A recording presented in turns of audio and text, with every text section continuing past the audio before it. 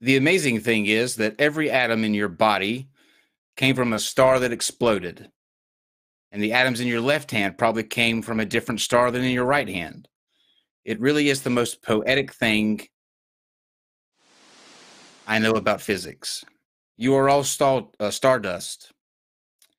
You couldn't be here if the stars hadn't exploded, because the elements, the carbon, the nitrogen, the oxygen, the iron, all of the things that matter for evolution weren't created at the beginning of time. They were created in the nuclear furnaces of stars. And the only way they could get into your body is if those stars were kind enough to explode. So forget Jesus. The stars died so that you could be here today. And if you know who said that, you are one step ahead of Steve. Hello, Steve. I do know who said that, actually, but yes. But hi, Kyle. Do you? I do. It's good to be back. It's good to be back. I've read it. I missed you guys, but let's say hello to our two esteemed guests here. Bill Ludlow, welcome back. Thank you. Welcome. Glad to have you. Glad you're having me. Sure. And after this initial chat, I will formally introduce both of you, but I just want to say hello to you both real quick. And of course, our esteemed guest of honor, Dr. Lawrence Krauss. Welcome to the show, sir. It's great to be here virtually. I'm not going to waste much time with the announcements like I usually do. Just to say that on March the 4th, which is next Monday, Dr. Grady McMurdy will be here, and he will be having a conversation with Aaron Ra. Steve, you kind of want to sum up Dr. McMurdy's position? Yeah, or what he... Dr. McMurdy's like the discount version of Ken Hovind. We've had him on before. He runs the same type of script, same type of narrative. I'm really looking forward to seeing what Aaron has, because we remember when Aaron and Hovind had their discussion. It was brutal. It was epic. I don't know what McMurdy's going to bring to the table, because it seems to run the same exact script, but I'm going to enjoy the hell out of it and be bringing popcorn and whiskey. So, yep. And I know that you guys in the chat are going to have a lot of questions. We will, of course, do the super chats first and get to as many as we can. We're going to stick to around an hour-ish, so just keep that in mind. But we will try to get your questions in towards the end. And now Bill has been with us quite a few times before, so he is no stranger to the channel. But just in case you're watching for the first time, Bill studied at Lansing Community College and Michigan State University, and has been an avid amateur geologist, paleontologist, and fossil collector for many years. His interest in the creation-evolution controversy began in college during discussions with classmates, and grew after discovering internet forums, and more recently, Facebook groups dedicated to the subject. He spends most of his time in the field in Arizona studying the landscape, searching for fossils, and also fishing whenever possible. He is a member of the Geological Society of America, the Southwest Paleontological Society, and the National Center for Science Education. And you currently, Bill, are adding onto that resume with your work that you're doing now. Do you kind of want to give people a quick introduction about what you're doing, that special project you got going on? Well, I kind of want to get into that when I start talking about citizen science. Sure. Yeah, I'll kind of segue into that. So, okay, because that has a lot to do with that. So. We'll table that then. And let me. I pulled out with Dr. Krauss. It's hard to sort of piece together a resume that will do him justice, I think, because it's so lengthy. But I'm going to attempt to. I'm going to attempt to do that. He received his undergraduate degree in mathematics and physics from Carleton University, his PhD from the Massachusetts Institute of Technology in 1982. After a stint in the Harvard Society of Fellows, he became an assistant professor at Yale University in 1985 and associate professor in 1988. In 1993, he became the Ambrose Swayze Professor of Physics, Professor of Astronomy, and Chairman of the Physics Department at Case Western Reserve University. In August 2008, he joined the faculty at Arizona State University as Foundation Professor in the School of Earth and Space Exploration and the Department of Physics in the College of Liberal Arts and Sciences, and the Director of the university's Origins Initiative. In 2009, he was inaugurated with this initiative at the Origin Symposium, in which 80 of the world's leading scientists participated and 3,000 people attended. He is strongly committed to public understanding of science and has helped lead the national effort to preserve sound science teaching, including the teaching of evolution, for which he was awarded the National Science Board's Awards for the Public Understanding of Science. With over 10 books, including The Greatest Story Ever Told So Far and A Universe from Nothing, the one, the only Dr. Lawrence Krauss. Great. I think there's no time for the rest of the show. I think we have to go now. You know what, though? Thank you all for joining us tonight. That's not even half of the accolades that you have, though. I mean, you have quite the impressive career. So, Steve, good on paper. You are the physics guy here, and so I'm going to let you kind of kick us off and get us started talking. Well, don't bring him on the spot. I'm not like a physics guy like Dr. Krauss is a physics guy. My background was in nuclear stuff, but that was many, many eons ago. But I have read his book before, and actually reread it kind of last night as well. It's actually one of my favorite books as far as explaining very complex things relating to cosmology and Big Bang and the whole something from nothing. And I think it's a great book as far as relating to the layperson and the person who knows a little bit about physics. And hopefully I can kind of guide this portion of it where I've had people ask me questions to ask you and relate it to a way that the outside people listening can understand, because the book is written, I think, in a way, and I don't know if this was, but it's designed, this is one of the questions I want to ask you. Is it designed to not only appeal to people that may not be that physics minded, or is it something more mid-level that can appeal to both the layperson and to professionals? Because it's a lot of information in that book. Well, it's hard to reach everyone or satisfy everyone when you write anything. But with my books, I try to have something in there for everyone. I try to explain things at a basic level where someone without a lot of background can get a general perspective. And then there are parts of every book, because I think you have to be honest about when science is complex, to try and explain it and don't dumb it down too much, to try it in those sections to challenge people. But I try to make it so if you're willing to puzzle through, you can get much of it. But I like to try and challenge everyone from the layperson who may not have any experience to people who've read a lot of science books. I think with the books, what I try and do more is motivate and give a perspective, so that I don't expect anyone to come out of reading my book as a physicist, but I hope that they'll understand the central issues, and that every now and then they'll be puzzled, because the world is puzzling, and it's worth pondering a little bit. So I certainly try and reach as broad an audience as possible, but in every book there are little bits of challenge, and I always try and also write a book so that if there's a part you don't really get, generally I try and write the book so that you can skip over that and you won't lose the rest of the thread.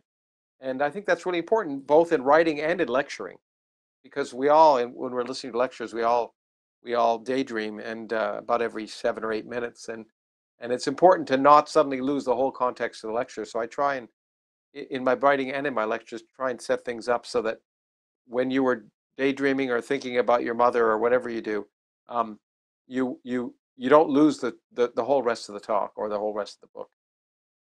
Yeah, I think it flows well, and I probably understood 80%, which I think is pretty good. That's pretty good, I guess. I'm not sure I understand. Yeah, I mean, of what you've written. I mean, as far as the actual topic, nowhere close. I meant what I said. Anyway, go on. But for example, one of the things that I do want to ask about, I see this frequently. Everybody here has dealt with creationists. Bill Ludlow actually got introduced to the world by having a debate with Ken Hovind on my channel. We all have a very... My condolences. What's that? It went well. It was okay. Yeah.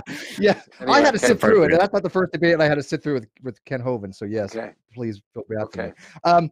But we noticed one thing that's kind of a persuasive, or not persuasive, permeating these discussions with creationists is that when they talk about your book and they talk about these papers dealing with something from nothing, there's an equivocation that they do every single time.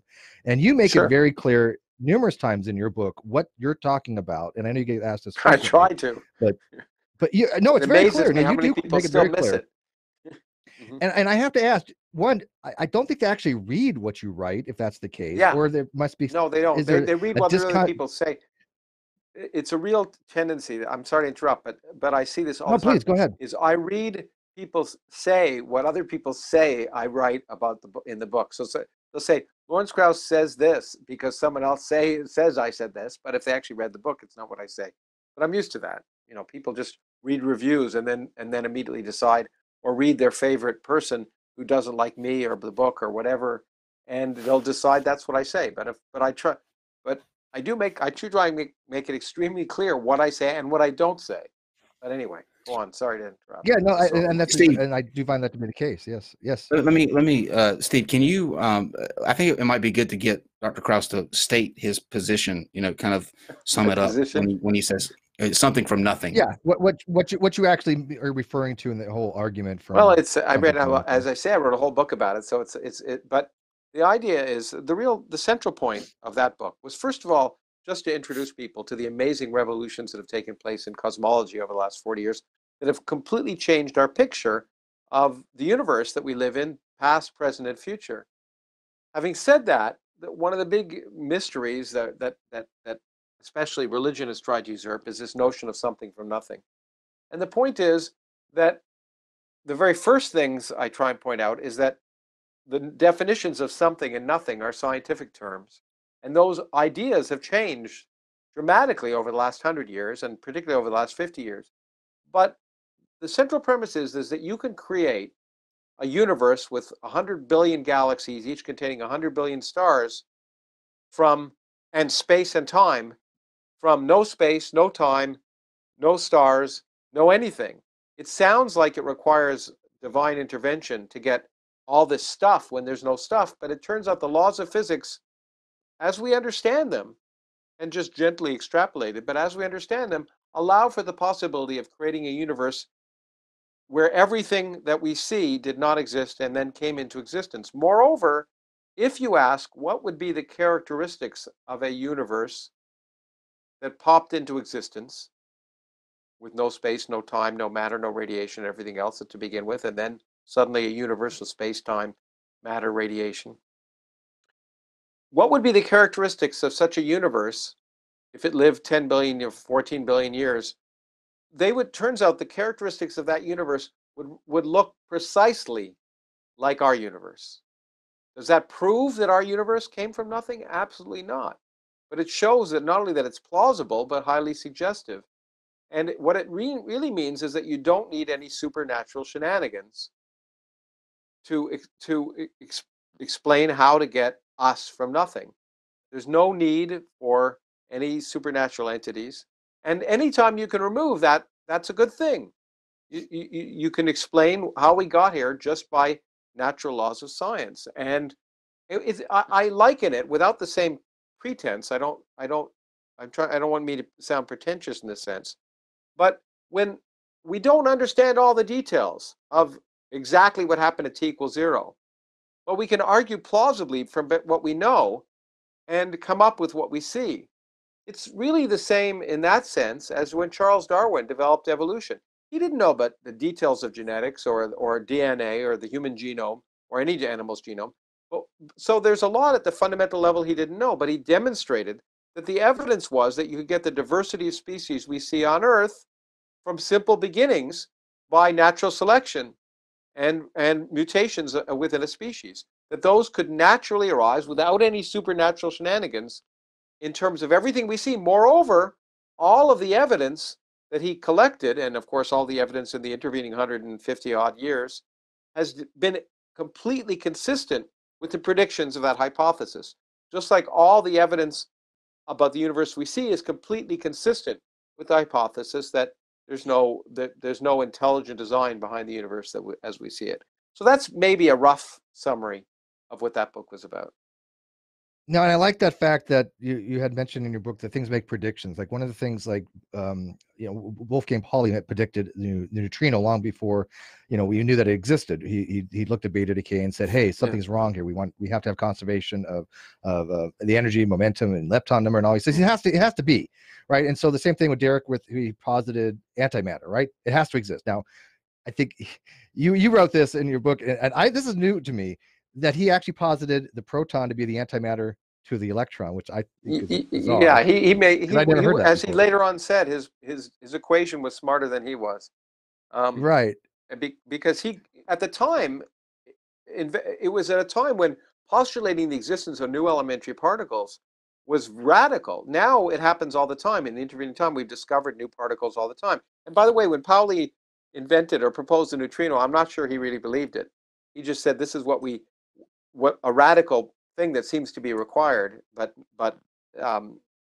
until experiment demonstrated, or at least until other experiments indirectly suggested it was there, I'm not sure he believed it.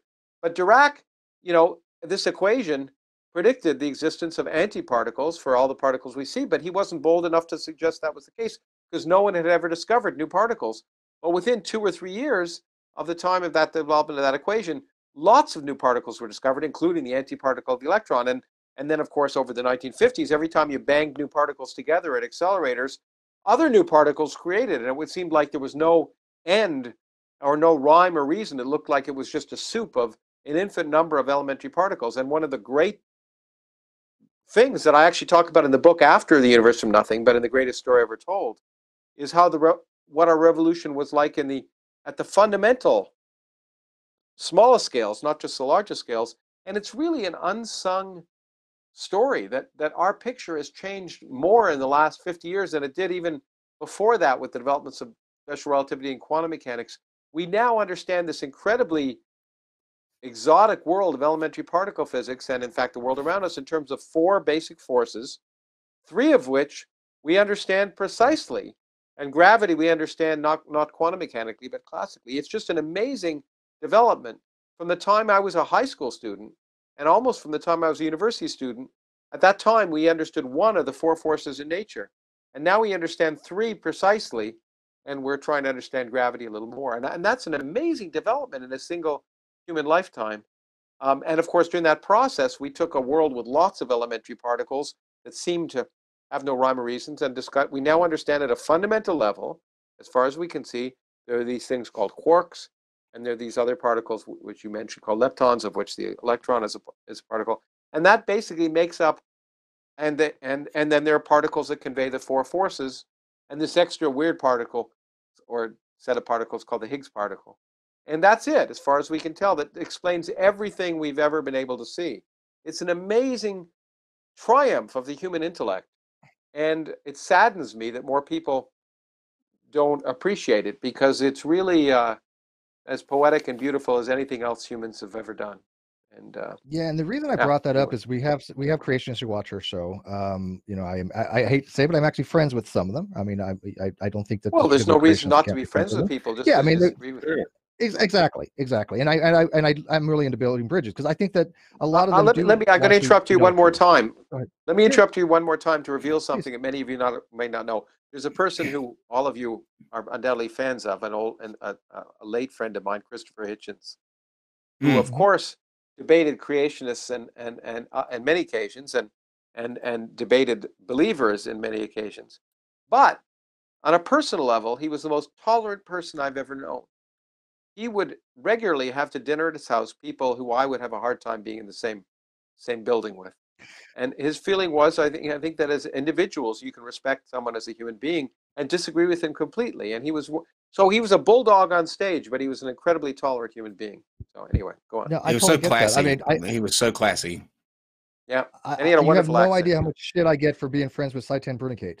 Okay, so yeah, I get that. Trust me. Yeah, I mean, I get along with the guy. I honestly do. But anyways, the reason I bring that up is because of the creationists in the audience. When you make predictions, right? You were saying that these are the things that the mathematics are indicating, and so these are indicative of future things, like when we predicted the things like dark matter, right? Dark energy. These are things that are necessitated by the mathematics. So can you kind of explain to the listeners, well, the why point is it that and there's it's not just magical things out there?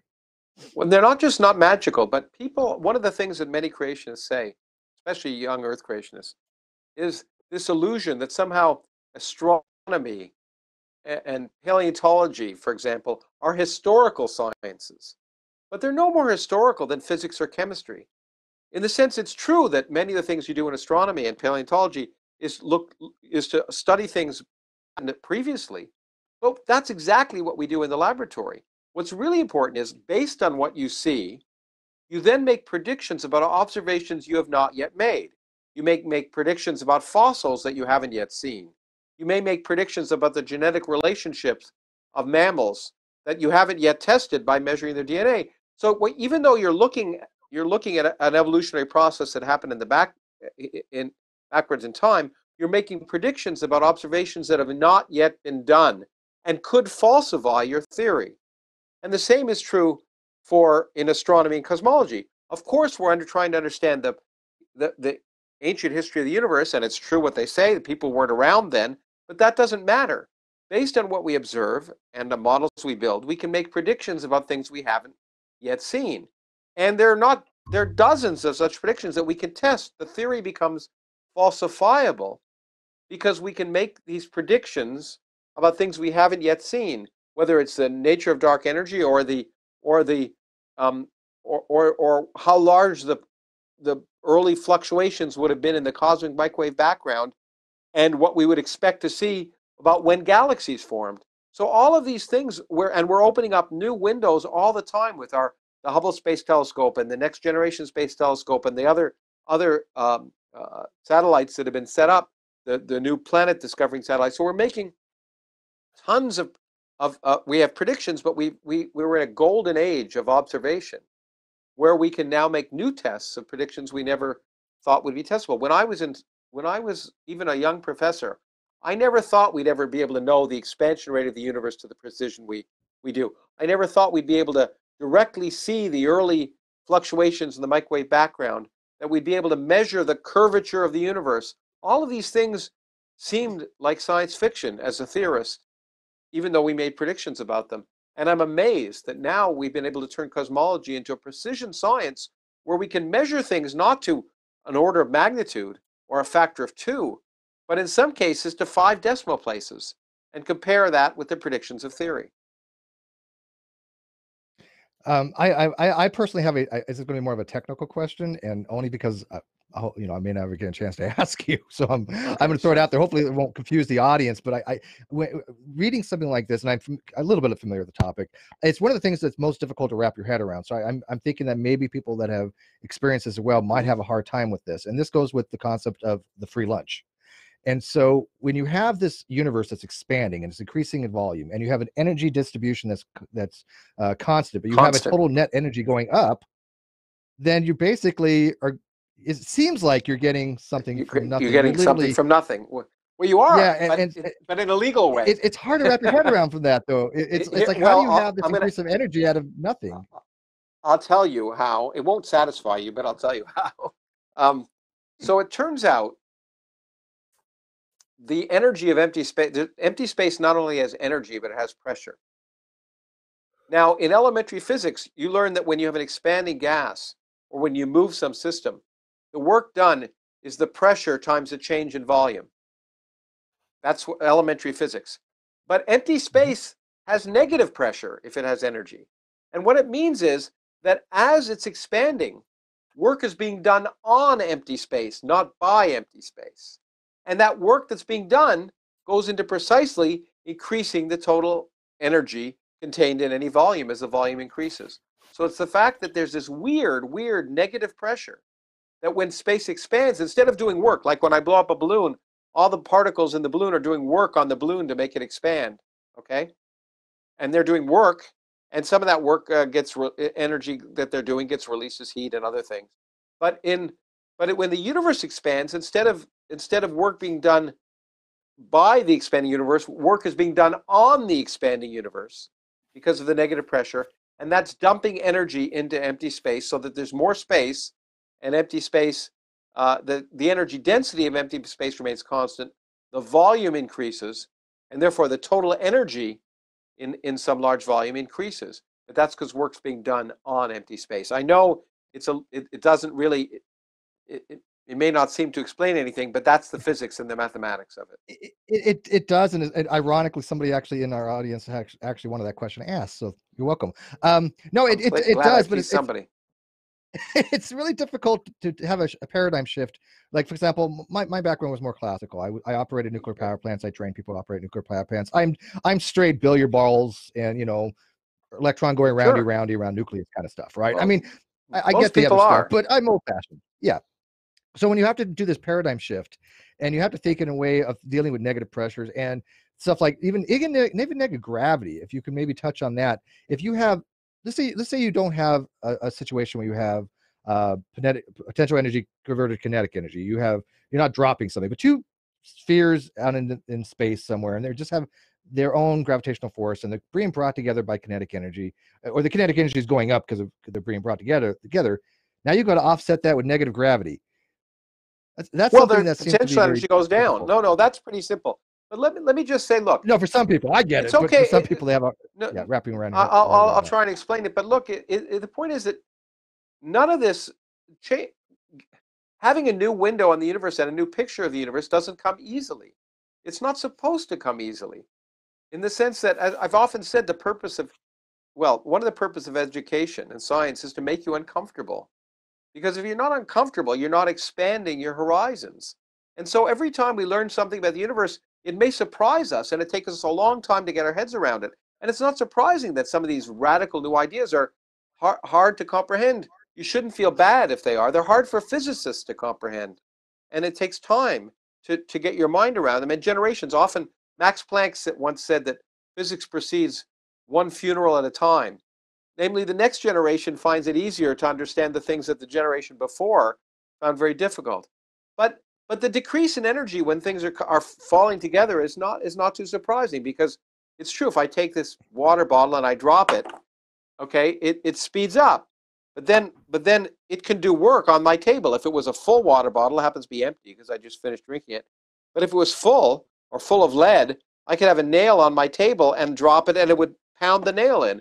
In pounding the nail, it does work. So it's when it's up here, it has the potential to do work. It has more potential up here, because if the higher up it is, the more potential the greater it's going to eventually be able to have speed and knock a nail in. So the fact that things lose potential energy as they go down is not surprising. Now, the point is, an object out at infinity, far away from everything else and at rest, it makes sense to say that has zero total energy, mechanical energy. It's at rest, it's not moving, and it's infinitely far away from everything else. So let's say that it has zero total energy. But then if you move it closer to the Earth and it starts falling to the Earth, if its initial potential energy was zero, it's lost energy, and therefore its new potential energy is negative. And so gravity is full of talking about negative energy, because we define things at infinity to be zero. And so negative energy is an integral part of gravity. It may sound like hocus pocus, but it actually is relevant. Yeah, I was going to go in more detail with like some Hamiltonian operators and some other stuff that I would love to one day have a discussion with. But Bill, you have a question. Go for it, man. I do. I'd like to say I love the beard. Okay, I love the beard. Well, thank you. Oh, his. Yeah, I was just going to say, I've noticed that. I was going to say, it seems to be a requirement of being on the show. Yeah. Oh, and let the gray come in. Let the gray come in. It gives you an air of wisdom when you finally achieve that. So I see that starting there. My wife wishes it was all gray, but anyway. Don't fight it. Yeah. Yeah, I'm not fighting. I heard you say once that your daughter did a 4th grade project on Pluto as a planet. My daughter Lauren also did a project on Pluto as being a planet. So I just want to say, take that, Neil deGrasse Tyson. We're raising the next generation of that's right. Every time I'm with Neil, I let him know that. Yeah, I mean, the point is, unfortunately, I mean, it's just a name, a planet. Pluto will always be a planet to me. But the point is, and Richard Feynman once said that his father took him out in the woods when he was younger, and he was looking at the birds, and he said, "What kind of bird is that? What kind of bird is that?" And his father said to him, the name doesn't matter. The name doesn't give you any information about the bird. What matters is how does the bird fly? What are its habits? How does it eat? How does it reproduce? Those things matter, but the name is irrelevant. And so Pluto is going to be Pluto regardless of whether it's a planet or not. And in fact, I'm happy to say that there's probably two things I wanted to mention about that are happening coming up in this program. One is, as of today, in fact, as of about 20 minutes ago, the website for the new Origins program, the Origins Project Foundation, just went live. It's a new nonprofit we've created to continue the work of the Origins Project. And the Origins Project Foundation, you go to originsprojectfoundation.org, and as of today, you can go to the website and learn about the program. We're going to be running programs like we did before in big theaters, also travel opportunities for people. But another entity that we've just created, which is called the Origins Project LLC, is running something that we're about to call the Origins Podcast. And it's going to be a video podcast, and it's going to be quite amazing. The set of guests we have will range from everyone from 6 Nobel Prize winners to Woody Allen, in fact. But also, one of the early people we're going to have, and we're going to be taping it in a week or so, is Alan Stern, who was the head of the New Horizons project, which was the satellite that went past Pluto and taught us many new things about Pluto and now beyond. And what Alan, I'm sure, will agree with when we talk next week is that Pluto is more fascinating than it ever was. Whether or not it's a planet, we've learned that it's far more interesting, and that probably is all that matters. Yeah. What's? Oh, go ahead, Bill. I was just going to say, my big question for you, because we've used a lot of time already. My big question for you is, in the history of human knowledge, our world has always gotten bigger. Written history started in the Middle East, we guess, a few thousand years ago. They only knew about their local region. A few thousand years later, we discovered that the region was bigger, and then we finally discovered the entire Earth. We looked to the stars and saw that we were part of a solar system, and that was our universe. And then we discovered galaxies. Then we discovered there's billions and billions of galaxies. So, it appears our universe is finite at this point, right? It's expanding, but it not finite. Well, it's expanding, but is there any reason to believe that the next big step is just going to be, again, much bigger? We're part of something much bigger. History tells us that that's always been the case. Well, sure, as our horizons grow, as I've often said, and some people will have heard me say, every day I'm surprised if I'm not surprised. Because every time we open up in a new window in the universe, we discover new things we never saw before, whether it's increases in space or new things that happen in space. The universe becomes more and more interesting every time we look for new things. Now, it turns out we don't know if our universe is finite or infinite. We can only see a finite amount of it. And we used to think, when I was young, that the older the universe was, the more of it we'd be able to see. Because light travels at a finite speed, and therefore objects from a certain distance, we can only have seen them if the universe is old enough for that light to make it to us. And we figured, well, the older the universe is, the farther away will be the objects we can see. That was conventional wisdom. But as often happens, conventional wisdom isn't right. Because it turns out, as far as we can tell, the expansion of the universe is getting faster and faster. And that means that there are objects that are now moving away from us faster than light that we'll never be able to see. And in fact, the longer we wait, the less of the universe we're going to be able to see, because more and more regions will be moving away from us faster and faster as we wait over time. If that's true, then in some sense, as I often say, we better do cosmology now, because the longer we wait, the less we'll see. But we don't know if that's true. That expansion may end at some point. But that doesn't mean the universe itself, of course, is finite. And there could be, as I've written recently in professional papers and in some lectures, what's amazing is we may be able to do measurements of gravitational waves from the beginning of time that will tell us that other universes exist. And so our picture will suddenly leap in a much greater sense. Even though we'll never see them, we'll know that our universe isn't all there is, that there are in fact other universes. And that's the kind of leap that I think you might be talking about. So it's perfectly possible in my lifetime, in the lifetime of all the people in this program, that we may know indirectly that other universes exist. And again, I would have thought 20 years ago that that would be impossible. And that's just underestimating what observers can do. My question would for you would be, in an age where things, pseudoscience issues like flat Earth, anti-vaxxers, various religions are starting to to gain traction and take hold. What's the greatest contribution that the average person can do to sort of get it off that track? Like, what can your average person do to contribute to the spread of actual evidence and facts, and kind of combat this trend that's going on? Well, of course, that's a wonderful question. I wish I had a silver bullet to answer it.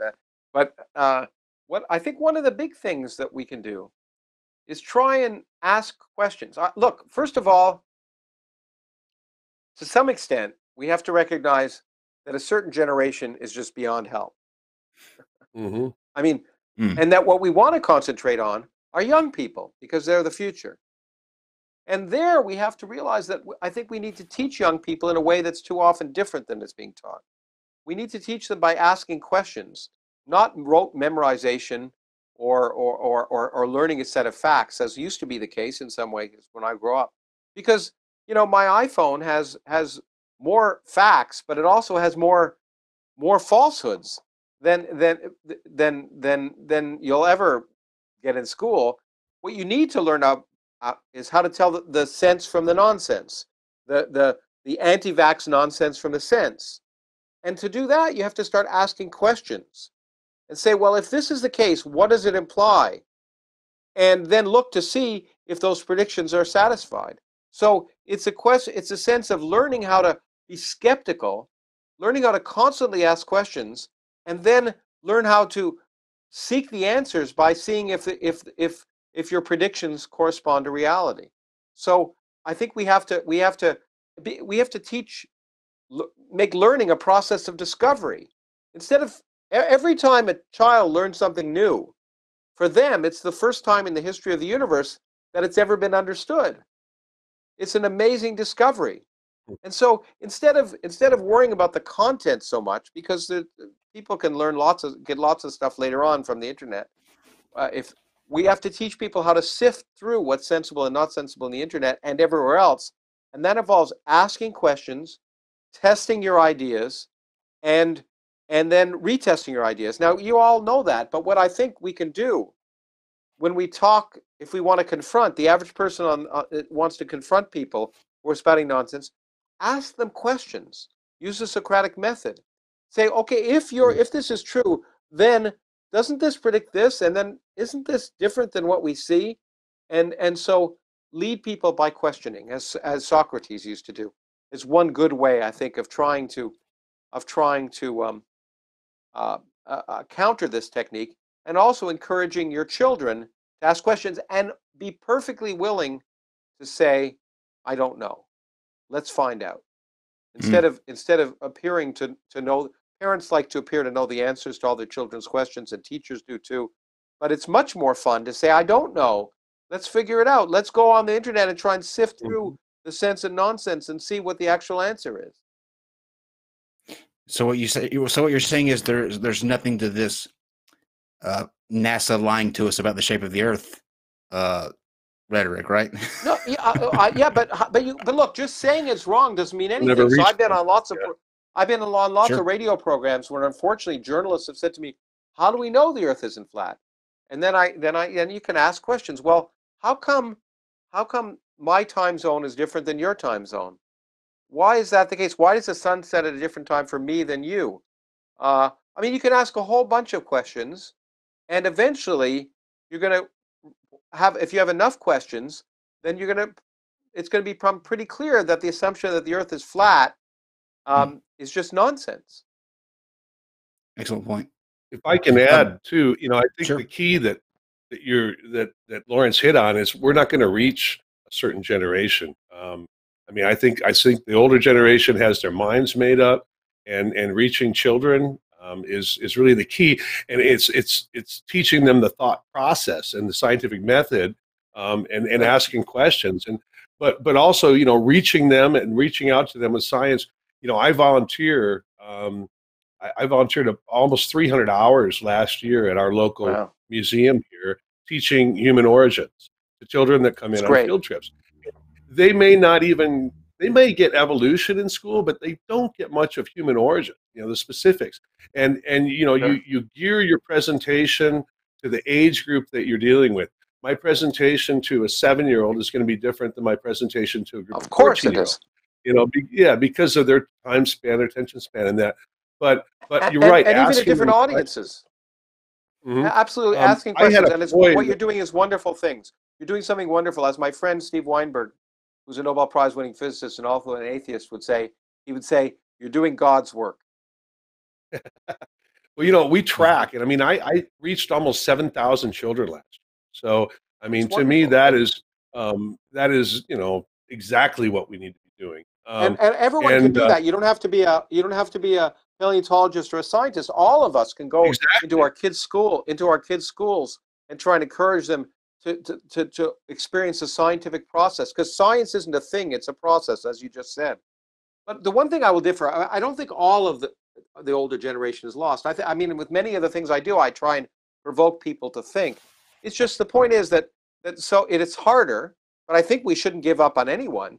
But what's really important for the future of civilization is that young people get the right experience. It's not that we should forget about everyone else, but you're right, it's harder. But I think all of us, no matter how old we are, I hope, have the experience of at least once in our life finding something that we thought to be true, not to be true. And it's a wonderful, liberating experience. And I hope all of us continue to have that experience for the rest of our lives. Yeah, and can I add, as a parent, I think it's fundamental that a lot of this stuff is taught early on. When I was growing up, we had special programs, mentally gifted minors and gifted and talented education and other things. Now they have STEM fields and things like that nature. But I honestly don't think that we teach things early enough. I think that we wait too long to teach fundamentals of mathematics and teach critical thinking. And I'm a big fan of philosophy. You write a little bit about philosophy in your writings too. I think that a basic understanding of philosophy is critical, even in grade school. I think we're all philosophers. I don't know if you need to. I don't know if you need to understand Kant or Leibniz but what I think you need to do is realize that we're all doing philosophy. I've made some statements about philosophy and physics which have gotten some philosophers upset. But the point is, what philosophy is just critical thinking, assessing knowledge, and trying to help frame good questions. And that process is something we should all be engaged in. And if you want to call it philosophy, that's fine. But it's a process that I think is really part of science and part of what we all do on an everyday level when we're trying to be rational. Mm-hmm. I agree. So we're going to... oh, please. No, I just wanted to say, I think young kids can appreciate... I think too often people think that young kids can't understand more advanced concepts, and I found that if you can talk about in many ways even modern physics to young kids. So I think the question is, are people motivated? And what makes, I guess, astronomy and particle physics so easy in that sense is that people are fascinated by the universe, and you can use that to try and get kids hooked into asking good questions. That's all I wanted to say. Mm-hmm. Absolutely. I'm going to ask a couple of the questions that we're getting from the live chat. And the first one is from 0132-132. Thank you for the super chat. It said, since there's only one microstate consistent with nothing as a macro state, does it make any sense to say that nothing has an entropy of 0? Well, actually, that may not be true. You see, once again, nothing, it depends what you mean by nothing, and you have to be very careful. For example, if, as we observe today, empty space, which many people would call nothing, has energy, then Stephen Hawking would have told us it also actually has a temperature. something called the Hawking temperature. And if it has a Hawking temperature, it has entropy. In fact, I just attended a meeting where I was speaking at my university just last weekend, where people were actually trying to calculate the entropy, not just the energy, the entropy of the vacuum. And so the vacuum is much more complicated than it may appear on the surface. And so it need not be the case that the entropy of nothing is nothing in quantum mechanics. And he asked me the same question. I told him almost the same thing. So thank you. Thank you, Zero. Love you. Good. I pretty much parroted that, yeah. The next one is from Red-Eyed Zaza, who says, to Dr. Krauss, what scientific discovery do you most anticipate? Love your work. Thank you very much. The one I most anticipate is one I haven't even thought of now. That's the most exciting thing, is to have something be discovered that I never even thought of. So let me say, that's without a doubt what I hope for every day, is that that my picture of the universe will change in ways I never imagined. But in terms of discoveries that I can imagine, well, again, I rarely rank things hierarchically. I would love to be able to actually detect gravitational waves from the beginning of time, because as I told you, that they would tell us a lot about not just the beginning of our universe, but the existence of other possible universes.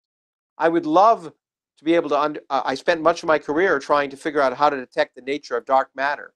I would love if we detected dark matter directly in the laboratory, so we'd know what particles were the dominant stuff in the universe. I would also love to be able to identify the existence of life on other planets, that there's evidence for living processes on other planets. That may also be observable perhaps in my lifetime. Those would be amazing, just in physics. There are lots of other things I'd like to be able to discover too. But in physics and science, I think I would love to be able to know the answers to those questions. But once again, in my experience, the most exciting thing are things I hadn't anticipated at all. That's why it's fun being a scientist. After all, if you can anticipate everything, it's not that much fun. Savage King 23 asks, Dr. Krauss, do you have a possible solution for the discrepancies in the measurement of the Hubble constant? Yeah, I just tweeted it yesterday. I know it got a lot of press today. It was in a big New York Times story about it. It's been in other magazines and journals over the last few weeks. I'm not sure if it's much ado about nothing. I hate to keep talking about nothing, but my suspicion is that the resolution of it is what is really quite pedestrian. Observational errors. I think that's far more likely than any of the wild theoretical constructs I've heard. Far more likely. When I was growing up, two different groups measured the expansion rate of the universe, and in a set of units that doesn't really matter, as I just said in my tweet. One of them measured the value 100 plus or minus 5 or 7. Another measured 50 plus or minus 5 or 7. Well, clearly they couldn't both be right, and clearly their estimates of errors were wrong. Now, their estimates of their statistical errors were right. Their statistical uncertainty was plus or minus 7. But in astronomy, what comes and bites you in the butt all the time is something called systematic uncertainties. Things you can't have foreseen, that this experiment was a little hotter than you thought when you made the measurements, and therefore they're skewed in a certain way. And right now we're measuring these two different ways of measuring the Hubble constant, the expansion rate of the universe. One is, I think, 67 plus or minus 2, and one is about 72 plus or minus 2. So they differ at what we would say maybe 2 sigma or maybe a little bit more in the language of scientists. And so maybe they measure very different things. One measures the expansion rate of the universe at early times, and one measures the expansion rate sort of today in a more general sense. Maybe there's some maybe it does mean something fundamentally crazy is happening in our universe. But based on my experience of 50 years, 40 some odd years of being a scientist, I think it's also quite likely that we'll find that there are systematic uncertainties, and in the end, these two discrepant numbers have come together. And it's kind of funny when you think about it. When I was a young assistant professor and there was this value of 100 and value of 50, I used to say, well, clearly the answer is going to be 75, right? And what did it turn out to be? Close to 75, because what it turned out is each experiment had large systematic uncertainties, and the answer was somewhere in the middle. I wouldn't be too surprised if the answer is that the Hubble constant lies somewhere in the middle, and this concern is misplaced. But I could be wrong. But I think we before we jump to wild hypotheses, we have to rule out the simple things first. And before I'm convinced, well, if someone has a theory, a theoretical argument that's really attractive, I might begin to suspect that it's right. But nothing I've heard is attractive. It's all Baroque as a way of explaining away what I think ultimately is probably going to be an observational error. But we'll see. Would that be something similar? Would that be something similar to maybe systematic errors in the fine structure constant, when we look one way and it appears to be one value, and we look the other way and it appears to be a different value? Yeah, though I believe that people have now demonstrated that that was an observation, that difference was in fact due to a systematic uncertainty of measurement. So people have now demonstrated that's a great example, because for a while people were saying, look, the constants of nature are different in different directions. Wow, the laws of physics are crazy. We have to change everything we understand. And that might have been true, but it's also possible that the systematic uncertainties were such that what they were seeing was not really what they thought they were seeing. And it's often the case. People should be skeptical. When you read in the newspaper about some discovery that appears to disagree with things that we've measured otherwise, it seems to be wild and crazy, you should realize that most such discoveries go away. Same for theories. And so take every such report in a newspaper with a grain of salt, or maybe a pound of salt. Does that mean that you expect to figure out the huge discrepancy between vacuum energy density and 0-point energy, like 120 some odd magnitudes difference? Because I think that'd be an amazing thing to try to reconcile. Because that's a huge. Well, I've tried. I've spent a lot of my time trying to understand why the energy of the vacuum is what it is and why it's so small. I've even written papers on it that explain it. Those papers are probably wrong. I spend a lot of my time thinking about that's half the fun, being wrong and then figuring out. It's true. But maybe one of them will be right, but it's a hard problem, and it would be great to resolve it. But it's a hard problem.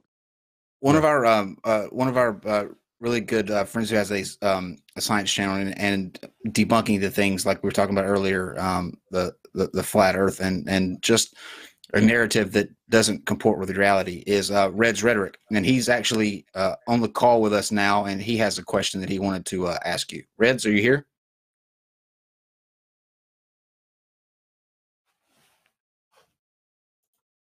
He's asking it very quietly. Yeah, Reds. You might be muted, I can't Reds. impersonate Reds. I'm not good at doing a Red's Rhetoric imitation. Okay, well, while we figure out where, well, he was here. Rez, we can't hear you. I'm going to go to the next. Oh, well, maybe send him a message, and I'll go to the next question while we wait. So the next question here is Pragmatic Culture wanted to know if you could be more specific. Well, by what? Oh, there we go. Reds. There we go. I had to refresh the page. Yeah, for a moment there, I was like, wait a minute, what? It says I'm not muted. Whatever. I don't know this platform that you guys use. Hi, Dr. Krauss. How's it going? Pretty good, thanks. How are you? I'm doing well. Anyway, got a few questions if you don't mind. I'm going to start off with. If they don't mind, I don't mind. Okay. Well, it's going to be a childish question, so let me start off with the first one. Did you cry when you had to say goodbye to the Opportunity rover like I did? Oh yeah, I wrote about it. I tweeted about how I didn't cry, but I was very sad. It was a very emotional moment because as I've written before, I'm far more attached to the rovers than I would be to any astronauts. The rovers are much more romantic objects for me than any astronaut going to Mars. I don't know why people are so excited by sending astronauts to Mars. The rovers, they're all by themselves. But they live for 15 years alone without companionship going on the planet. It's just it's so romantic. It wasn't supposed to. So how long was it like? I know, and that's what's great about them. And that's what's great about them. And as I've often said, those rovers were sent to Mars for the cost of making a movie about sending Matt Damon to Mars. Yeah. And that's the difference between sending rovers and humans.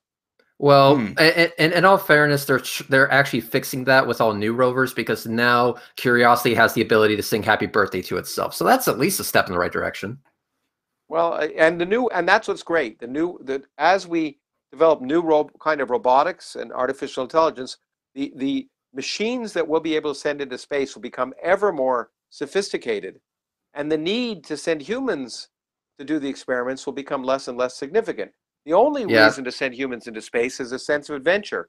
I think there's no doubt that the best science we do doesn't involve humans in space. Yeah, well, this kind of leads me to. I got a lot of flack from my friend, say Neil deGrasse Tyson, about that. But anyway, go on. Well, speaking of Neil deGrasse Tyson, Neil deGrasse Tyson is very famous for the stuff that I do, which is debunking flat Earth, because I guess I just have nothing better to do with my time. But Neil deGrasse Tyson once famously said, "The Earth isn't fucking flat." And I think this should be a thing that all famous smart people say. So with your permission, Dr. Krauss, since you are a famous smart person, can we get a soundbite? Well, I like to let Neil say his stuff and me say my stuff. The Earth isn't flat. And the most important thing is, as Neil said about something else, and as I've said about something else, it isn't flat whether or not you believe it's flat. The Earth doesn't care what you believe. The universe doesn't care what you believe. And the Earth isn't flat, like it or not. Get over it. And it's not 6,000 years old either. Yeah. Yep. And my last question. Get over it. Yep. And my last question. And it's going, back to how we should be doing compared to how things are actually doing.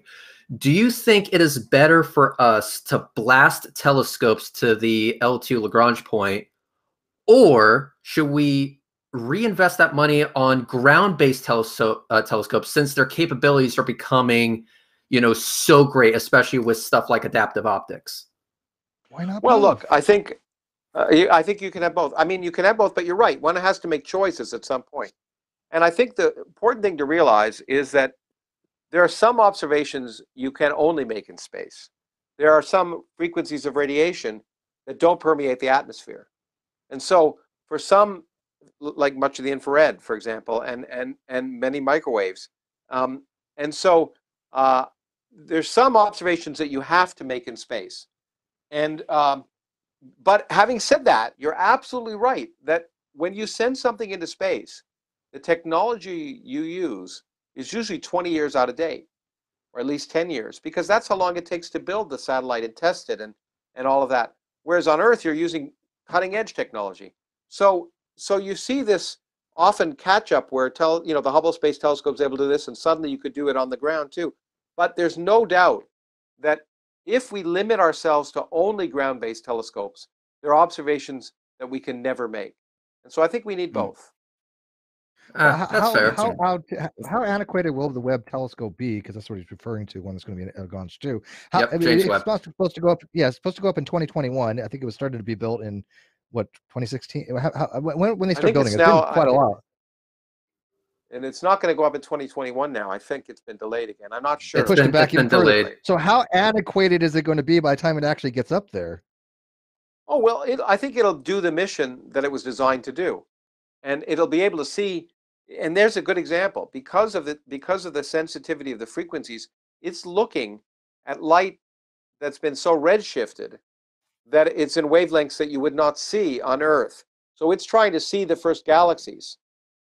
And it is true that we're able to do a lot better now on Earth than we could before, but simply because of looking through the atmosphere that we're looking through, there's some observations of early galaxies we simply couldn't make otherwise. So the James Webb Space Telescope is a necessary tool if you want to ask those questions.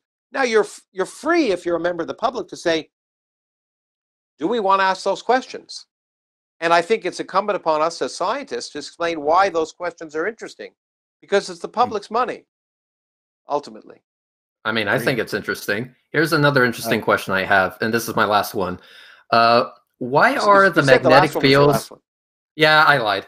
Yeah, we don't trust Red's. Yeah, that's the one. He thinks the Earth is round. Well, I think the Earth. Ask it quickly so that because we do have after Reds we got 2 more, and then we have to let we told Dr. Krauss an hour, so we have to kind of keep it at that. Absolutely, I'll be quick. Okay. We got to give Bill a chance to talk too. Okay, so go on. I'm looking at pulsars, and usually that means the jet is not aligned with rotation. So why are the magnetic fields of a pulsar and the axis of rotation not aligned with each other? Why are they? Let's see.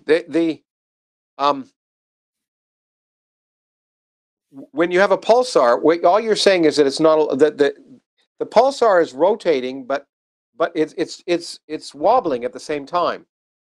So it can be it's like a top. It's wobble. So there's a rotation, but a wobble.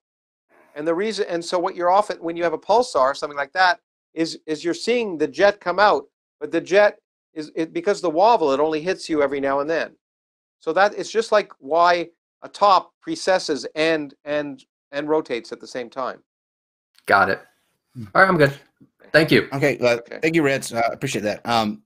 Here's an interesting question from the alchemist. What is the possibility that dark matter and energy is the manifestation of changes in forces or laws from our part of the universe?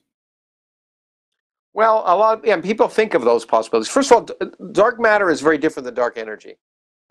Dark matter behaves like matter. It falls into galaxies. Well, actually, galaxies fall into it. It's gravitationally attractive.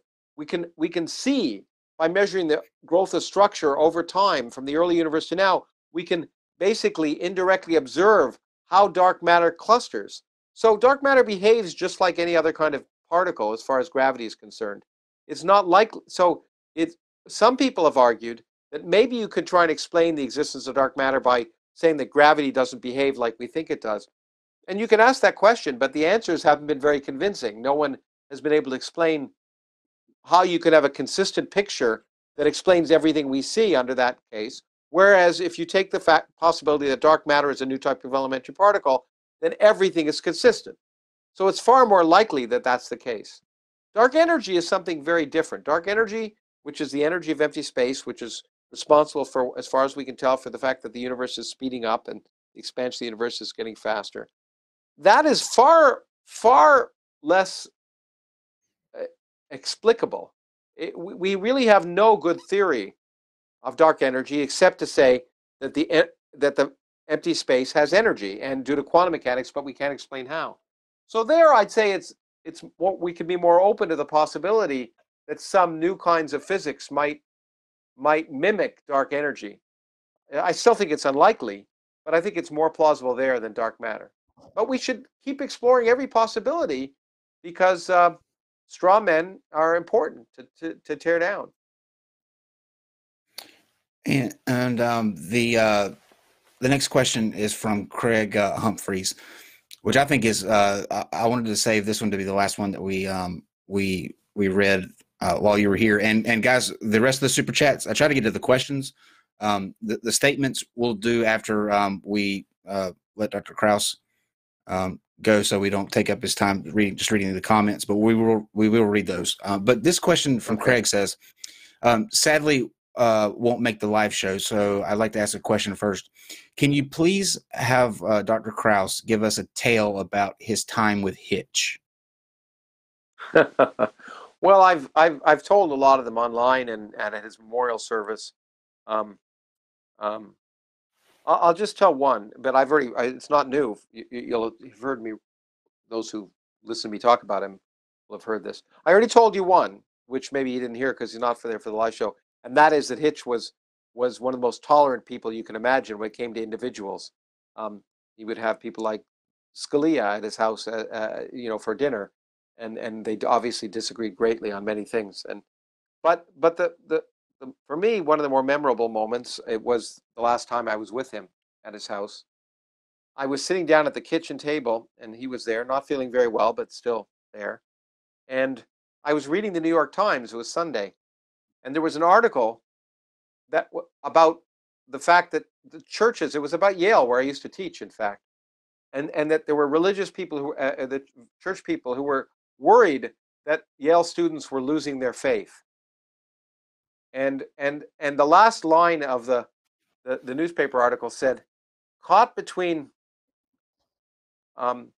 beer pong, Hitchens, and Nietzsche, it's easy to go astray, or something like that.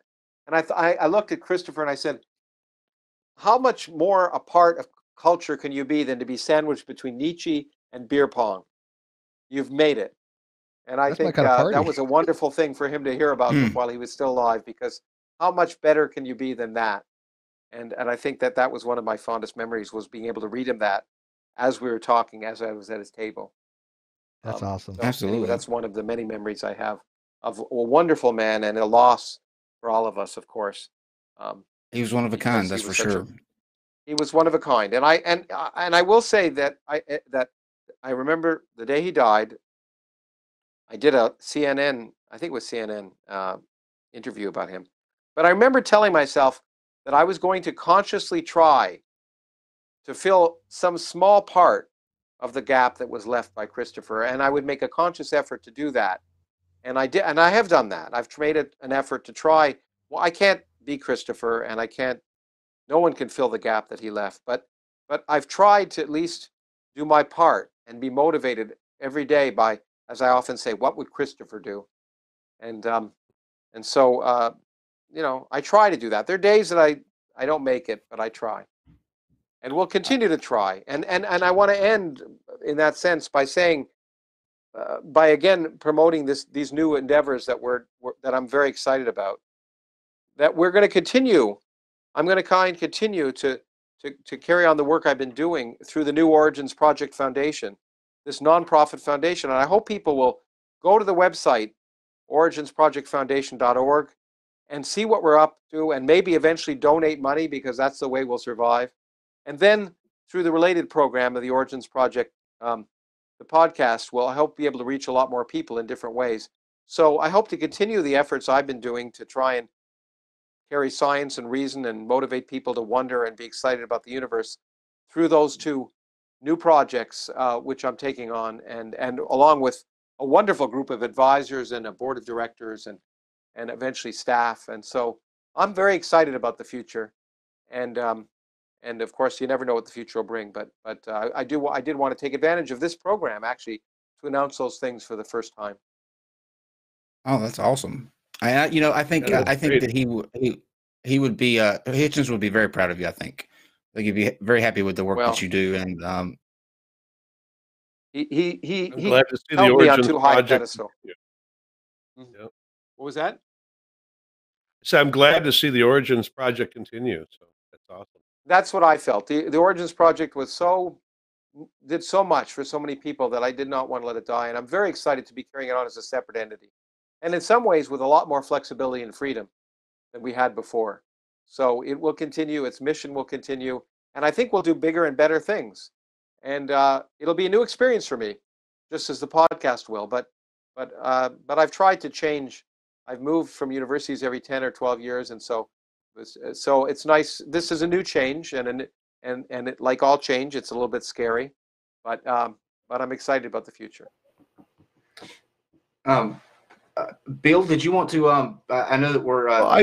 We could continue after Lawrence has to go if you'd like, but I just want to say I'm honored to be on the show with you, and thank you for responding to my emails. And we talked a bit about what we would talk about on the show, and I think I see you as up there, with you're up there with Richard Dawkins and Neil deGrasse Tyson and people like that, and I'm kind of at the other end of the spectrum where I'm the grassroots guy. Volunteering. Look, I admire what you do tremendously. I was never a professional scientist, but my life went in a different direction. But now, as somebody with a real interest in science and science education, I have the time now. At this stage of my life now, I have the time now. It's wonderful what you're doing, and you should belittle it. To do that. So yeah. No, I'm not. I want to really encourage other people to do that. So it's just if you can do it, a wonderful experience. It's very satisfying. It's very satisfying to and I started speaking to small groups and going to my daughter's classes, and and speak in small things, and it's very satisfying to have an impact where you can see people's faces. I'm fortunate now, Absolutely. I have been fortunate, at least in the up to now, to have a large soapbox, and I try and take, and realize that gives me an opportunity and also responsibility. But all of us can have an impact, and the work you're doing is very important. And I admire and respect what you're doing. We'll keep in contact, and if there's things, thank you. There's things that we can do, for the Origins Project, do at a local level. That would be okay. That'd be great. And the Origins Project is going to try and reach into schools. We don't know all the places we're going to get involved, and so I'd love to keep in contact. And and the original events will be in Phoenix, but we're going to try and do things on a broader base. Well, that's good for me because I'm in Mesa. Yeah. Okay. Great. Well, and then, well, you'll be able to participate in those things directly. I guess I'll say goodbye to you all now, and thanks for having me on the program, and keep up the good work. Okay. Yeah. Let me just say what an honor it is. This was an absolute I want to thank everybody. I really want to thank you and everybody who watches these things. We have a great opportunity. We have great guests like you. We've had Dr. Hugh Ross, Leonard Knoll, just amazing, Dr. Sykes-Gart, and this is one of my favorite types of discussions to be had. So you have no idea what kind of mental this was for me. This was just amazing. Yeah. Thank you. We'd love to have you back sometime. Thanks. Well, I enjoyed it too. Okay, you take care. Absolutely. Okay, bye-bye. Thank you, Dr. Krauss. Thank you, Dr. Krauss. Bye-bye. And we'll stick around so we can kind of dive into what Bill's got going on a little bit more detail. I know he's got some things that he wanted to touch on. Bill? Yeah, sure. Well, again, my website is creationsciencefiction.com. So a lot of the stuff that I've been talking about, you'll be able to see there. A lot of the stuff that's, with creationists. My website, and then also my there's a link to my YouTube channel in the video description here. So I'm also working on some other projects. One of my big things is to try to bring awareness of citizen science and what it is, the benefits it can have, the dictionary definition of it is a collection and analysis of data relating to the natural world by members of the general public, typically as part of a collaborative project with professional scientists. And that's real important. I mean, it's not just going out and collecting fossils. Then you're a fossil collector. But it's collecting the data that goes along with that and passing that data along to people that can use it to help better understand it. So I got involved with it a few years ago now when I stumbled on some tracks up here in Arizona in the Mogollon Rim. I happened to find 270 million-year-old reptile tracks that hadn't been found in that region before. I'm up to 94 sets now. So, as a citizen scientist, one of the first things I did, I went to our local paleontological society. They put me in touch with kind of a regional or actually national expert on Permian footprints. And he's in New Mexico. So I've been working with the curator of paleontology there at the Museum of Natural History and Science in New Mexico. Last week, or about 2 weeks ago now, I delivered 7 sets of tracks that I'd collected from this site. And now we have a total of 16 sets there. And again, this is in addition to the largest collection of Permian footprints in the world that they have there. As a citizen scientist, even, they gave me a guest pass to the collections site there, the collections facility. And I was able to spend 2 days studying, looking at Permian footprints, went through the entire collection, and specifically looking for prints that were of similar age, to compare them, to see similarities and differences. Spent an entire afternoon in the fossil section, looking at pelycosaurs and other mammal-like reptiles, studying their anatomy, try and determine the track makers. And I'm working with Dr. Spencer Lucas there now, and we will be publishing a couple papers coming up soon, one hopefully by about the end of March. So, citizen science can be whatever you want to make it. I mean, it can be collecting data for climate change, but it also can be doing some actual paleontology and making new discoveries. The video premiere I've got coming out here in about, I guess, 35 minutes on my video channel. It's just a short video, 10, 12 minutes, but it goes into a bit more on my discoveries. And also, there was an 8-year-old boy that discovered Zuniceratops, a new type of ceratopsian. It was quite a while ago now. But there is an update that shows him out in the field, discovering new fossils there again too. So there's just a lot of things that people can get involved in. You just want to make sure you go about it the right way. You are collecting data. You need to follow the scientific method. You want to work with paleontologists if you're doing paleontology, for sure. So I talk about Ben Franklin and Mary Anning as examples of kind of famous citizen scientists that we've had in the past. But that's basically what I want to talk to. I had a bit more, but gosh, this was so interesting. I mean, I could have listened to Dr. Krauss for another hour. It was amazing. Yeah, easily, right? Yeah, easily. At least an hour. We just barely touched the surface of some of that stuff. We have quite a few super chats, so I'm gonna start in on them to make sure that we get everybody's in. I tried to ask the questions, and I tried to. There were a couple questions that he actually answered in the stream, and I don't know if the people that asked these questions kind of came in later, but you can go back and like pragmatic culture, yours. He went into detail what he meant by something from nothing, so you can go back and watch that. Let's see. Dima Cherry says we have Occam's razor and Hitchens razor. Do we now have Jump's razor? If your argument doesn't indicate only one thing, it doesn't indicate anything. Craig Humphreys, do Bill or Lawrence think that the discovery of intelligent life on another planet would put an end to the fine-tuning argument, or would it just start a finer tuning argument instead? Well, I think if they showed up and conquered us, it would. We wouldn't be the highest for them. Life form out there. Yeah. But I think any discovery of life independently started anywhere in the universe from us is pretty much would put an end to that, I would hope. I don't know. I mean, I see a lot of theories going to an anthropic solution for things. Maybe, I mean, I do accept the weak entropic principle, but I don't think anything showing up is really going to change any of that. I mean, it's still fine-tuned for life as we know it in some way. So whatever shows up here, it's still life. Maybe they'll just move the goalposts and say, well, life was created by God to have all kinds of different types of life. There's nothing special in that regard. A lot of theists posit there can be extraterrestrial life. So I don't think it would change much on the fine-tuning argument. I think they're saying now that it's mainly because the fine-tuning argument is that it's mainly because we are the only, or what they think we're the only. Yeah, that'd be the more strong anthropic, though, right? That life is finely tuned for us in a way that. But I think that's what they mostly mean it as. Yeah, some. I mean, obviously, it makes sense that the universe is such that if we weren't here to observe it, then we couldn't make these observations. So in that way, the weak anthropic makes sense. But I don't think it was specially designed such that we ended up being the reason why the constants are the way they are. Well, I think the question is geared to ask like in this aspect, in terms of people using the fine tuning argument to account for us being the only intelligent beings on this planet, in this solar system, in this galaxy universe. If it's found somewhere else, sure.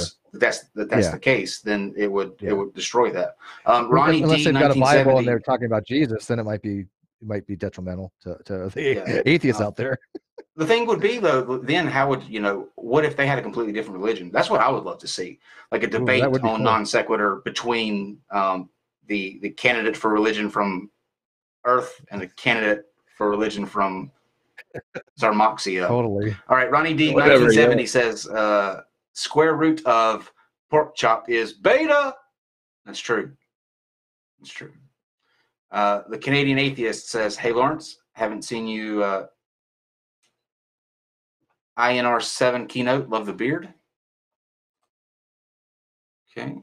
I asked that about Zero. Oh. No, it's INR though. INR 7. Yeah, INR. It might be a conference or something because it says keynote speakers. It's probably Oh, Ronnie D9. international something or other, I guess.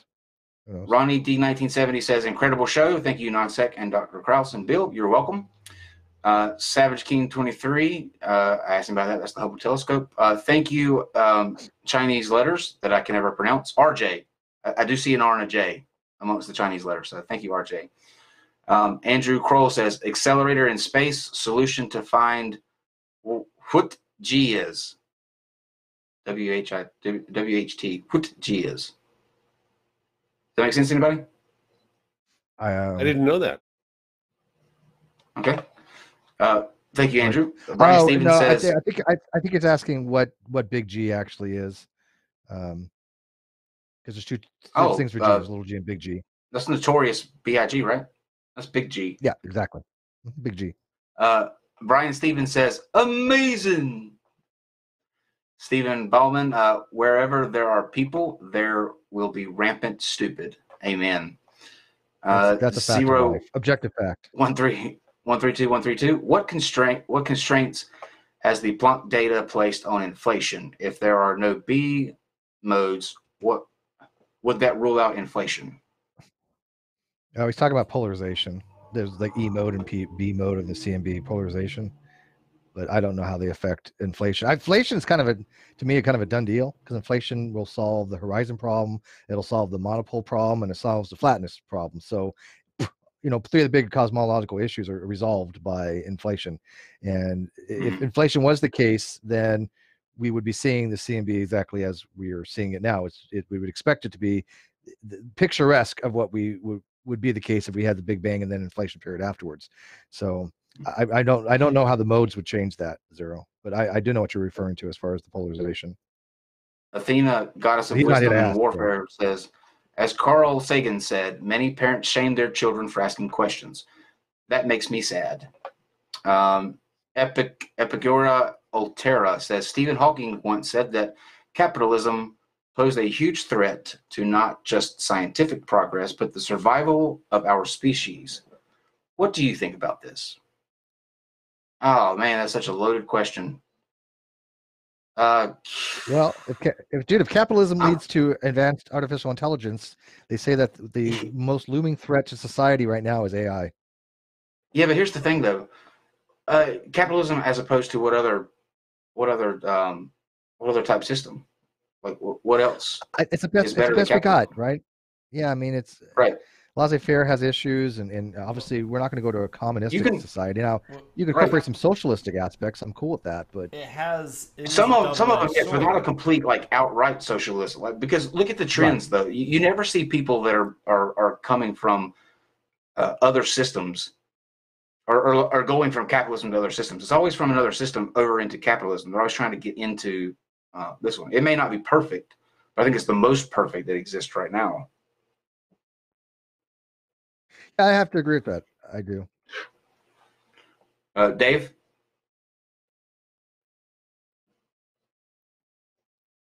Was Dave saying something?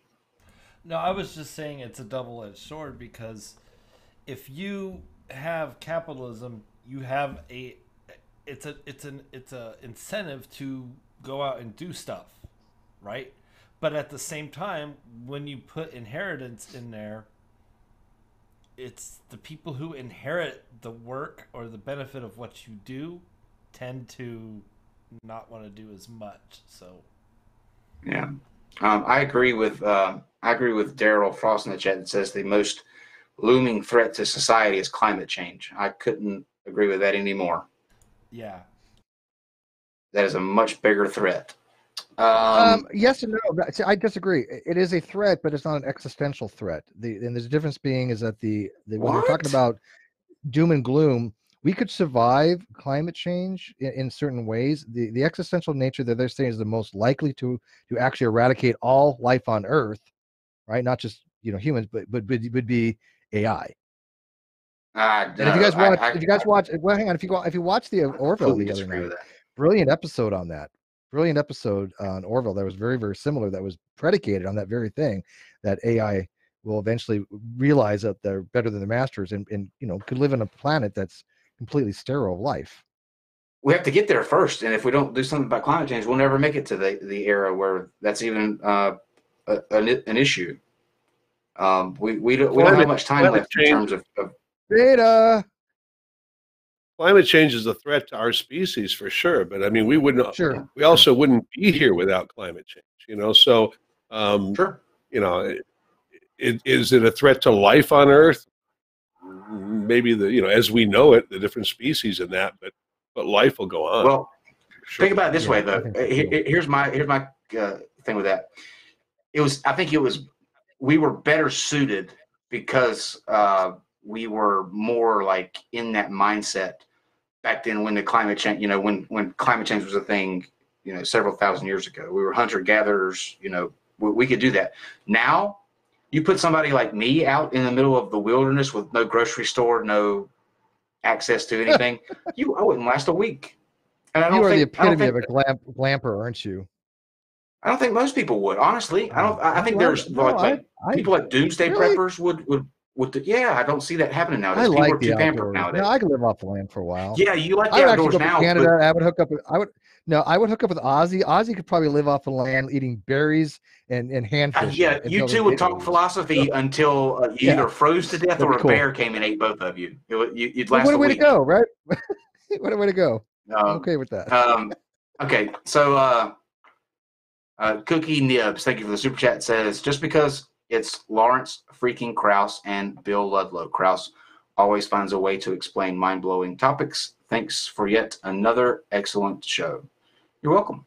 And then pragmatic culture. Sorry if this has been answered, but can you ask Dr. Krauss to define what he means by nothing? If it contains anything, example, space-time, energy, subatomic particles, does it still count as nothing to him? So the reason I didn't ask this one on the show, you can go back and he breaks that out in good detail at the very beginning. I don't know if you caught that, pragmatic culture. Mm-hmm. Yeah, and by the way, I'm going to be talking about this tonight. I'm going to be having a little thing on my channel talking about the actual book and something from nothing. We're going to talk about the actual science a little bit more. So if you're interested in that, I can actually address that question because I've actually read this book twice. So okay, there you go. Pragmatic culture. Aaron Coulter, in the name of nothing. Thank you for your donation. We accept it in the name of nothing. Andrew Botella says, Lawrence said that every physical theory has edge cases that indicate where it stops applying and hints to its replacement. How does that apply to Newtonian mechanics? I don't see any edge cases there. No idea. Okay. I have no idea. Nate, Nate Brandon Boss says, thanks for the great talk. Oh, bearded ones. You are welcome, sir. Demonic Davros asked Dr. Krauss what his explanation of dark matter and dark energy is. He does answer that in detail too. 0132 how is Earth so curvy if the universe is flat though? Oh man, he got us there, didn't he? I like curvy. Flat to the next level, see? KBO Parsi says, does time exist, or is it just a unit of measurement of decay or change in atomic or particle level? Oh, that's a great question. That we'll address that too. That would take quite some time. That's actually Platonic time with respect to reductionist approach to time. I can get into that too tonight. That's a great topic, actually.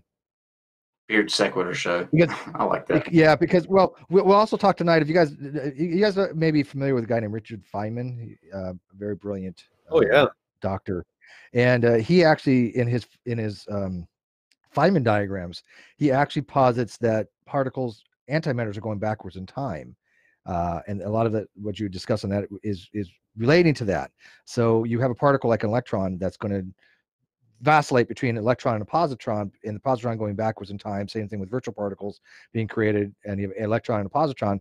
Well, one's going forward in time and the other's going backwards in time.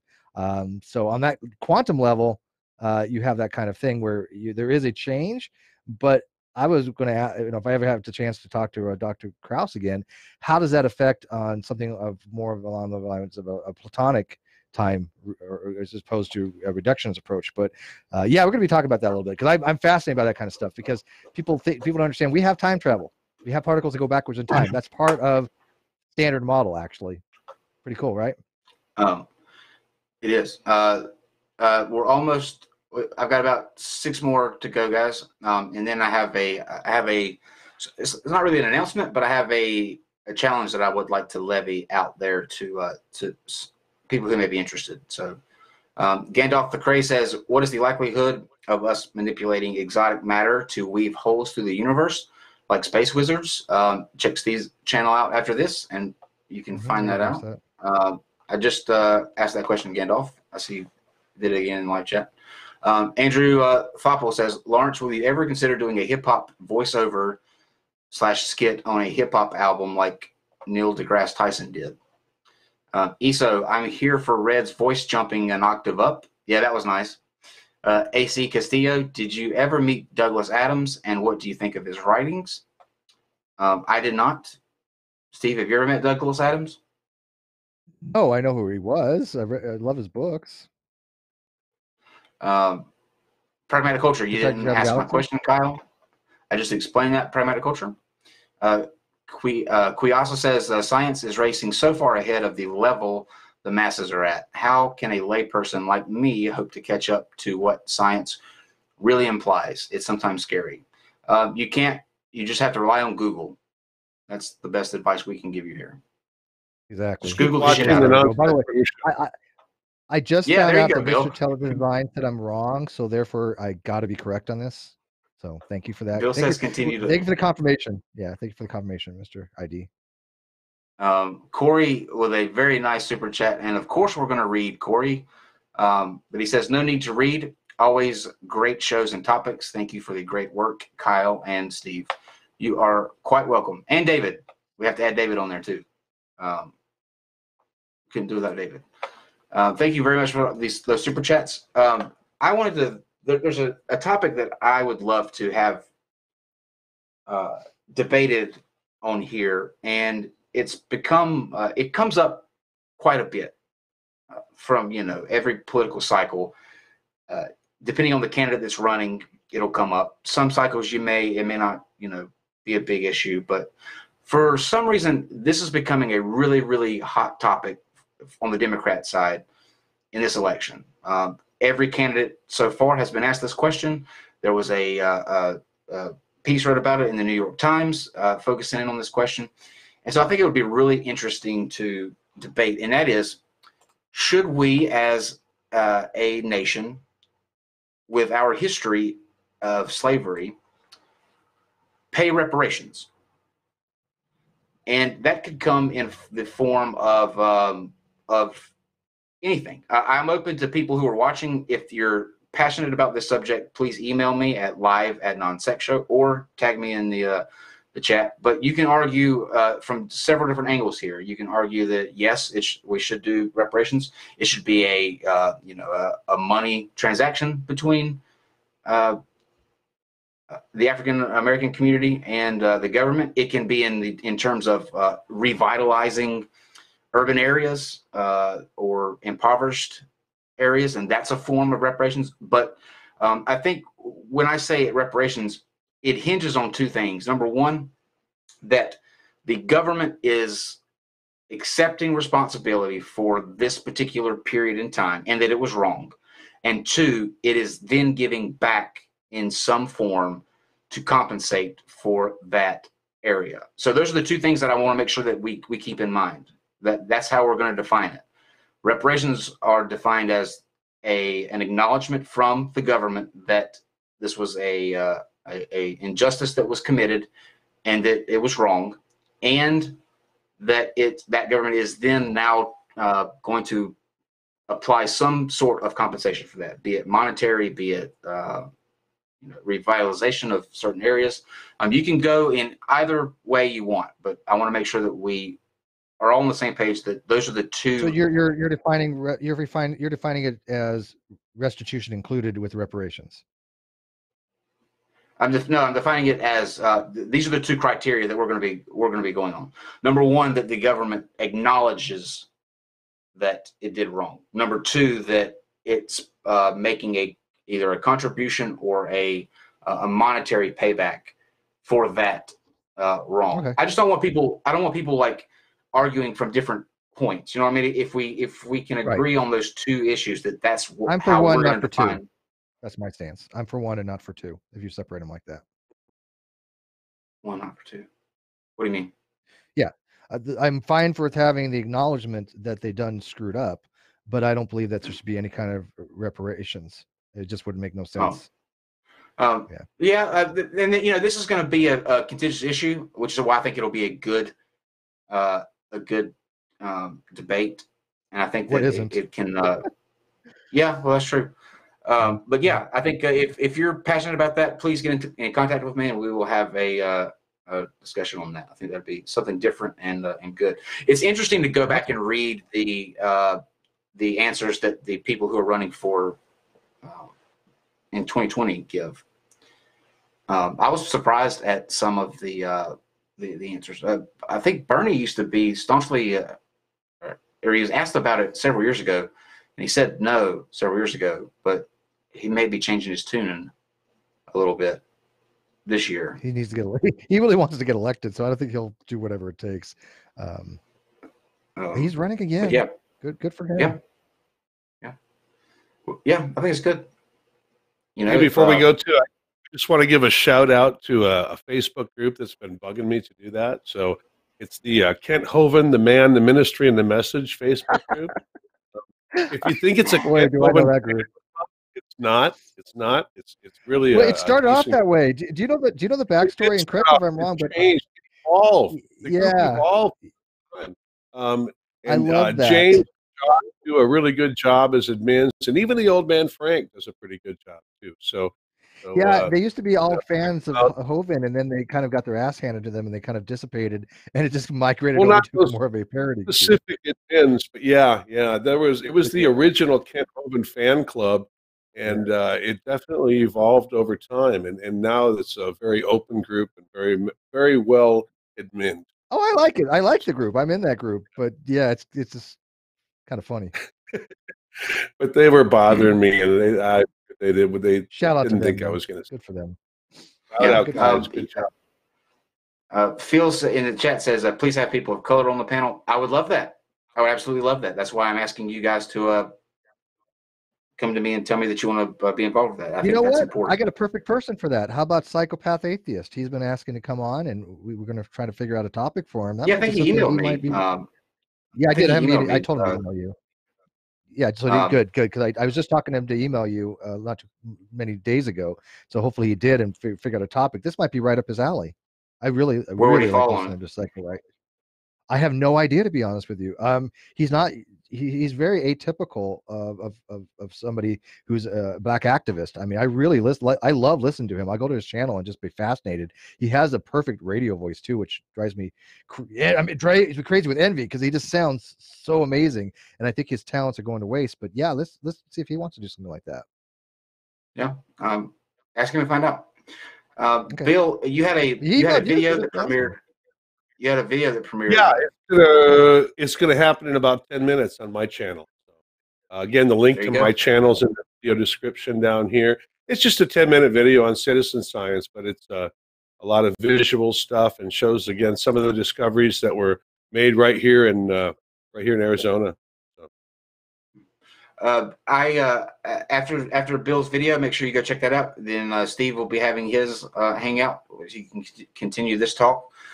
I would like to extend a very sincere thanks for setting this up and putting this together to Bill.